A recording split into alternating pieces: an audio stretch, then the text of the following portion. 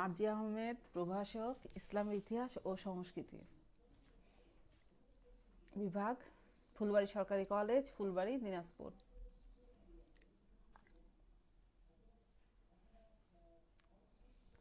সুপ্রিয় শিক্ষার্থীরা, 2020-21 শিক্ষাবর্ষের যে সকল শিক্ষার্থী ফুলবাড়ী সরকারি কলেজে ভর্তি হয়েছ, তোমাদের সাথে এটি আমার প্রথম অনলাইন ক্লাস।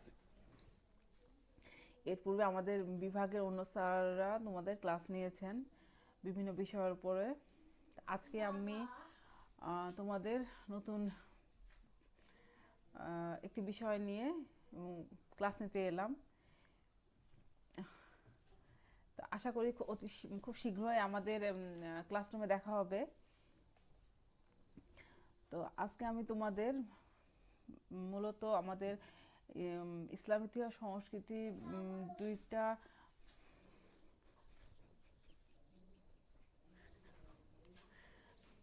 দুইটা যে পার্ট আছে, প্রথম পত্র এবং দ্বিতীয় পত্র। এই প্রথম পত্রের প্রথম যে অধ্যায়টি, অর্থাৎ প্রাচীন সভ্যতা সমূহ, এবং এর সাথে আছে আইয়ামে জাহেলিয়াত বা প্রাক ইসলাম পূর্ব আরবের যে বিভিন্ন অবস্থা, যেমন রাজনৈতিক, সামাজিক, অর্থনৈতিক, এই সকল অবস্থা সব মিলিয়েই আমাদের প্রথম পত্রটি। তো আশা করি স্যার তোমাদের আইয়ামে জাহেলিয়াত এই অংশটুকু পুরোই হচ্ছে অনলাইন ক্লাসের মাধ্যমে কাভার করে ফেলেছেন। আজকে আমি তোমাদেরকে প্রাচীন সভ্যতা সমূহের মধ্যে আমাদের সিলেবাসভুক্ত যে বিষয়টা আছে সেটা প্রাথমিকভাবে একটু জানানোর চেষ্টা করব। তো আমাদের এই যে প্রাচীন সভ্যতা সমূহ, এতে আমরা যে যে সভ্যতাগুলো নিয়ে আলোকপাত করব বা আলোচনা করব, তার পূর্বে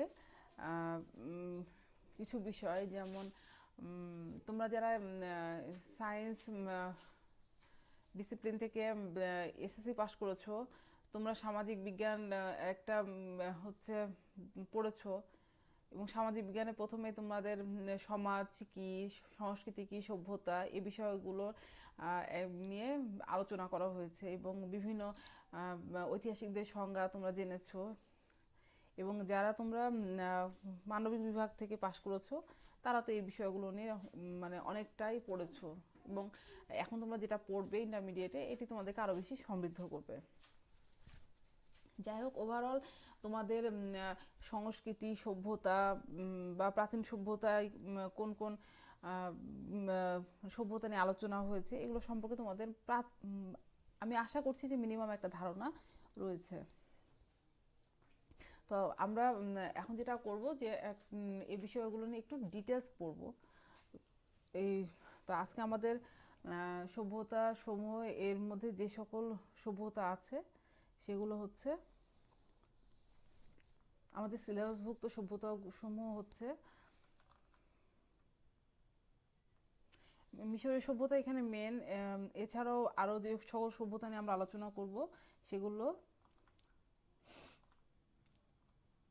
সুমেরীয় সভ্যতা, হিব্রু সভ্যতা, গ্রিক ও রোমান সভ্যতা। এছাড়াও আমরা মেসোপটেমীয় সভ্যতা নিয়েও কিছু কথা বলবো, এবং মেসোপটেমীয় সভ্যতার অন্তর্ভুক্ত যে সভ্যতা সমূহ ছিল, যেমন ব্যাবিলনীয় সভ্যতা, আসিরীয়, কালদীয় সভ্যতা, এই বিষয়গুলো নিয়েও আমরা কিছুটা তোমাদের আলোচনা করব। এগুলো পূর্বে সিলেবাসের অন্তর্ভুক্ত ছিল, এখন এটি সেভাবে পড়ানো হয় না। তারপর আমরা মানে ধারাবাহিকতা রক্ষার জন্য এগুলো নিয়ে হালকা আলোচনা করব। তো আসলে আমাদের সভ্যতা সমূহ অংশের মধ্যে মিশরীয় সভ্যতাটি হচ্ছে সবচেয়ে গুরুত্বপূর্ণ। তো আজকে আমি তোমাদের মিশরের সভ্যতার অন্তর্ভুক্ত যে টপিকগুলো, এগুলো একটু জানানোর চেষ্টা করছি। মিশরের সভ্যতার অন্তর্ভুক্ত বিষয়গুলো হচ্ছে যে মিশরের সভ্যতার ভৌগোলিক অবস্থানটি কোথায় ছিল, মিশরের তৎকালীন মিশরের রাজনৈতিক ইতিহাস। এই যে রাজনৈতিক ইতিহাস, এই ইতিহাসকে আমরা তিনটা যুগে ভাগ করে আলোচনা করব। তো একটি হচ্ছে প্রাচীন রাজবংশের যুগ, মধ্য রাজবংশের যুগ এবং নতুন রাজবংশের যুগ। এদের শাসন ব্যবস্থা কেমন ছিল, তাদের অর্থনৈতিক কাঠামো কেমন ছিল, অর্থনৈতিক অবস্থা সেই মিশরের সভ্যতার অর্থনীতি কী ধরনের ছিল সেটিও আমরা জানতে পারবো। এবং আমরা জানি যে মিশরের অর্থনীতি মূলতই কী ছিল, কৃষিভিত্তিক ছিল। মানে নীলনদকে কেন্দ্র করে মিশরে যে কৃষি বা শস্য চাষ হতো, সেটি ছিল মিশরের মূল চালিকা শক্তি বা তাদের অর্থনীতির মূল জায়গা। তো ওদের কৃষি ব্যবস্থা সম্পর্কে আমরা জানবো। এছাড়াও মিশরীয়দের ধর্ম ছিল খুবই উন্নত। আমরা এই বিষয়গুলো হচ্ছে জানার চেষ্টা করব। যেমন মিশরের সভ্যতায় প্রথম কি হয়, একশ্বরবাদের ধারণা প্রচলন হয়। এছাড়া তাদের লিখন পদ্ধতি, তাদের দর্শন, সাহিত্য, শিল্পকলা, মিশরীয়দের বিজ্ঞান, তাদের সমাজ ব্যবস্থা এবং সভ্যতায় মিশরীয়রা মূলত কি অবদান রেখেছিল। আমরা জানি যে মিশর হচ্ছে মূলত বর্তমান বিশ্বের আফ্রিকা মহাদেশের অন্তর্ভুক্ত। মিশর একটি দেশ। তো তৎকালীন যে মিশর সভ্যতা গড়ে উঠেছিল এটিও হচ্ছে এই বর্তমান মিশরের যে আমরা ভৌগোলিক অবস্থান মোটামুটি এর মধ্যেই ছিল মিশরের সভ্যতার পুরো অংশটি। এবং মিশরের সভ্যতাকে বলা হয় যে একক কোনো সভ্যতা, যে মানে যেটি শুধুমাত্র নীলনদকে কেন্দ্র করে গড়ে উঠেছিল এবং একক সভ্যতা হিসেবে সবচেয়ে প্রাচীন সভ্যতা বলতে হলে আমরা মিশরের সভ্যতাকেই বোঝাবো। আর সমসাময়িক আরেকটা সভ্যতা গড়ে উঠেছিল যেটিকে আমরা বললাম মেসোপটেমীয় সভ্যতা। সেই সভ্যতাটিকে আসলে সেই সভ্যতার মেসোপটেমীয় নামকরণ হয়েছে, কিন্তু তার মধ্যে আবার বিভিন্ন ভাগে ভাগ করা হয়েছিল। তো আমরা এখন দেখি যে মিশরীয় সভ্যতার যে ভৌগোলিক অবস্থানটি কোথায়। বলা হচ্ছে যে এশিয়া, ইউরোপ ও আফ্রিকা মহাদেশ দ্বারা এটি পরিবেষ্টিত এবং ভূমধ্য সাগরের উপকূলে মিশরের অবস্থান। বলা হচ্ছে নীলনদকে কেন্দ্র করে কি হয়েছিল, এই সভ্যতাটি গড়ে উঠেছিল। এবং প্রাচীন মিশরের পূর্ব দিকে লোহিত সাগর, পশ্চিমে লিবিয়ার মরুভূমি, উত্তরে ভূমধ্য সাগর এবং দক্ষিণে নুবিয়ার মরুভূমি অবস্থিত। বলা হচ্ছে নীলনদ দক্ষিণ হতে উত্তরে প্রবাহিত হয়ে মিশর পার হয়ে এটি ভূমধ্য সাগরে পতিত হয়েছে।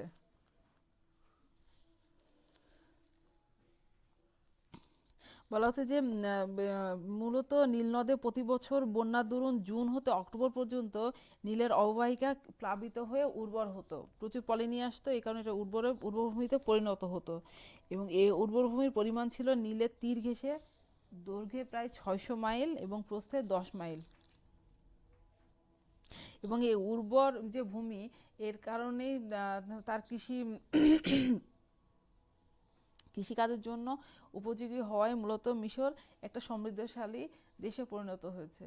এবং এই যে আমরা সভ্যতার কথা বলছি, আসলে মানুষের স্থায়ী হওয়ার পেছনে মূলত কাজ করেছিল নীল নদের দুই পাশে যে ভূমি উর্বর হতো, সেইখানে কি হয়েছিল, স্থায়ীভাবে খাদ্যের যোগান তারা পেয়েছিল। আর এই কারণে মানুষ এখানে স্থায়ীভাবে বসবাসের চিন্তা করেছিল। আর এইভাবে মিশরে কি হয়েছিল, একটা সভ্যতার বিকাশ ঘটেছিল। এই জন্য মিশরকে বলা হয় নীল নদের দান।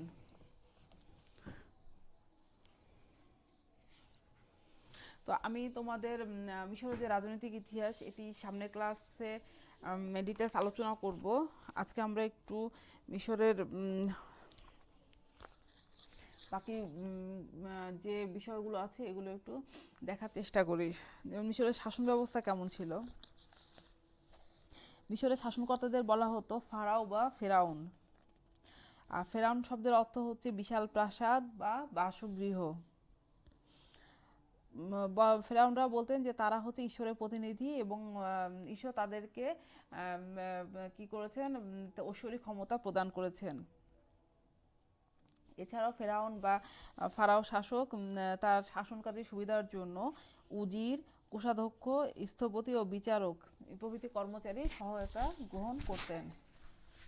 তাহলে আমরা দেখতে পাচ্ছি যে মিশরীয় যে শাসন ব্যবস্থার মূলে ছিল ফারাও শাসক, যিনি ঐশ্বরিক ক্ষমতা প্রাপ্ত। এছাড়াও তিনি তার বিভিন্ন বিভাগে লোকজন নিয়ে তার শাসনকার্য পরিচালনা করতেন।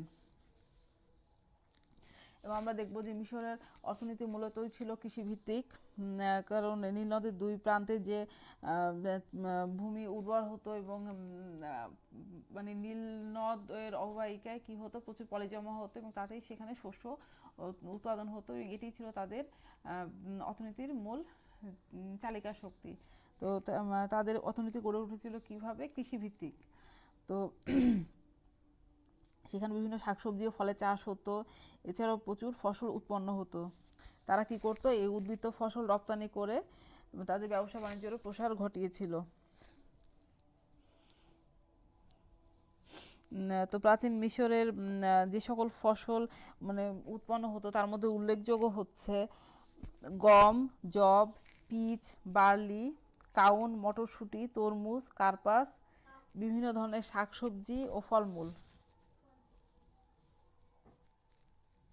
এবং বলা হচ্ছে যে কৃষকরা তাদের মোট উৎপাদনের 10 থেকে 20 ভাগ কর হিসেবে সরকারি কোষাগারে প্রদান করত। এটি প্রদান করতে তারা বাধ্য ছিল। মিশরীয় সভ্যতায় আমরা দেখব যে ধর্মের প্রভাব ছিল এই সভ্যতার উপর খুবই প্রকট। গ্রিকরা তাদের গ্রিকরা প্রাচীন মিশরীয়দেরকে অত্যন্ত ধার্মিক মানুষ হিসেবে অভিহিত করেছে। মূলত আমরা মিশরীয় সভ্যতায় প্রথম একেশ্বরবাদের ধারণা পাই। তাদের শিল্প, সাহিত্য, দর্শন সবকিছুতেই ছিল ধর্মের প্রভাব। মিশরীয়দের প্রধান দেবতার নাম ছিল রা বা রে, এবং পরবর্তীকালে থেবসের দেবতা আমনের সাথে মিশে হয় আমন রে। এছাড়াও তাদের অন্য অন্য দেবতা বা দেবী ছিল, তারা ছিলেন শস্য নীল দেবতা। মূলত যে বিষয়গুলো তাদের জীবনের সাথে ওতপ্রোতভাবে জড়িয়ে ছিল, যেমন খাদ্যশস্য, নীল নদে যদি ঠিকমতো বর্ষাকালে পানি প্রবাহিত হতো তাহলে সে বছর খুব ভালো শস্য উৎপন্ন হতো। এতে তাদের জীবন নির্বাহ করতে সহজ হতো এবং তাদের কি হচ্ছে, জীবনযাত্রার মান উন্নত হতো। এই কারণে তারা কি করত, বিভিন্ন দেবতা বা দেবীর পুজো করত। দেখা যাচ্ছে তারা সূর্য দেবতাকে হচ্ছে তাদের প্রধান দেবতা গণ্য করে। নীল নদের একজন দেবতা ছিল তাদের। এছাড়া তাদের কৃষির একজন দেবতা ছিল। তো তাদের নীল বা শস্য বা নীল নদের যে দেবতা ছিল তার নাম ছিল ওসিরিস। এছাড়াও তাদের আরও অনেক দেবতা বা দেবী ছিল, যেমন সিরিস ও ইসিস, হোরাস প্রভৃতি। তারা চাঁদ, সূর্য, ঝড়, বন্যা, বাতাস ইত্যাদি বিভিন্ন প্রকার প্রাণীরও উপাসনা করত। যেটা বললাম আর কি, যে তারা যে সব বিষয়গুলো তাদেরকে আসলে অনিশ্চয়তার মধ্যে ফেলে দিত, যেমন যে বছর বন্যা হতো সে বছর দেখা যাচ্ছে ভালো শস্য হতো না, এই জন্য তারা কি করতো, সে সময় বন্যার একজন দেবীকে একজন মনে করে নিয়ে তারা সেখানেও পুজো করত, যেন কি হয়, তাদের কোনো অনিষ্ট সাধন না হয়। তো তাদের রাজবংশ যুগের এক পর্যায়ে আমরা দেখতে পাবো যে তাদের আমন হচ্ছে নিজেকে একশ্বরবাদ মানে স্রষ্টার হচ্ছে প্রতিনিধি হিসেবে ঘোষণা করে এবং সমস্ত দেবতা বা দেবীদের পূজা অর্চনা বন্ধ করে দিয়ে শুধুমাত্র মানে সে স্রষ্টা প্রতিনিধি হিসেবে তাকেই সকলকে দেবতা হিসেবে মানতে বাধ্য করে। এভাবে আমরা দেখব যে চতুর্থ আমেনহোটেপ বা ইখনাটন পুরোহিতদের মন্দির থেকে বের করে দিয়েই শুধুমাত্র একেশ্বরবাদের ধারণা প্রবর্তন করেছিলেন। তাহলে মিশরের সভ্যতাতে আমরা প্রথম দিকে বিভিন্ন দেবতা বা দেবীর পূজা অর্চনা থেকে শুরু করে তাদের সভ্যতার ক্রমান্বয়ের সাথে সাথে তারাও কি হয়, ধর্মের ব্যাপারে উন্নত চিন্তা ভাবনা করতে থাকে।